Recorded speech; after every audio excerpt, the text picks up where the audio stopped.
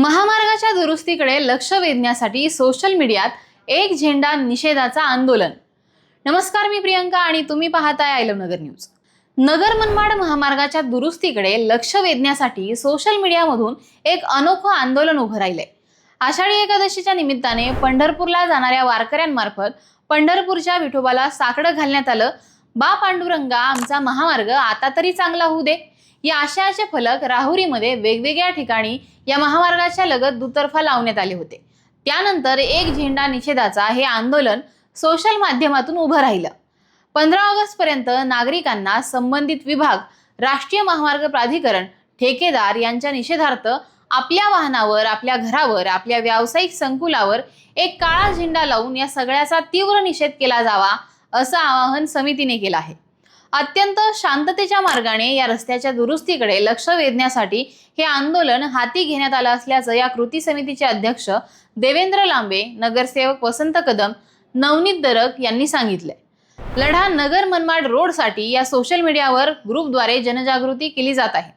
1000 पेक्षाही अधिक सदस्य असलेला हा ग्रुप 1995 पासून कार्यरत आहे। अनेकदा या ग्रुपमधील सदस्यांनी संबंधित यंत्रणांना जाग येण्यासाठी निवेदनं दिली आहेत, रास्ता रोको आंदोलन सुद्धा केली। या विषयावर झालेल्या वेगवेगळ्या बैठकीमध्ये सातत्याने आवाज सुद्धा उठवला, अधिकारी यंत्रणांना धारेवर धरलं। आता अनेकांनी निषेधाचा काळा झेंडा हाती घेतलाय, काहींनी तो स्टेटसवर ठेवलाय।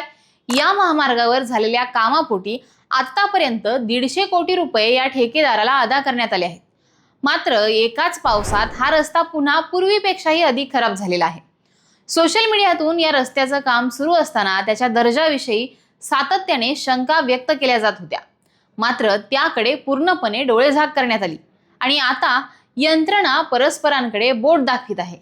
गुणवत्ता नियंत्रण विभागाने काम चांगलं केलं नाही आणि गुणवत्तापूर्ण काम झालं नसल्याची जाहीर कबुली राष्ट्रीय महामार्ग प्राधिकरणाच्या अधिकाऱ्यांनी राहुरी नगरपालिका सभागृहामध्ये झालेल्या बैठकीत दिली आहे। या संदर्भात संबंधित यंत्रणांना आम्ही अनेक नोटिसा पाठवल्याचं राष्ट्रीय महामार्ग प्राधिकरण अधिकाऱ्यांनी सांगितले। हे सांगून त्यांनी स्वतःचे हात केवळ मोकळे करण्याचा प्रयत्न केलाय, तर गुणवत्ता नियंत्रण कंपनीने ठेकेदाराला वेळेवर डांबर उपलब्ध झालं नाही, त्यामुळे गुणवत्ता घसरली असं सांगितले।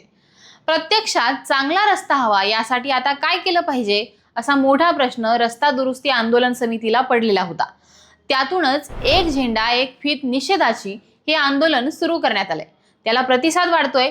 महामार्गावर पुन्हा डागडुजी सुरू असली तरीही आम्हाला चांगला रस्ता हवा ही मागणी सातत्याने प्रशासनाकडे मांडली जात आहे। तुम्हाला या आंदोलनाबद्दल नेमकं काय वाटतं हे आम्हाला कमेंट करून सांगा आणि पाहत राहा आय लव्ह नगर न्यूज।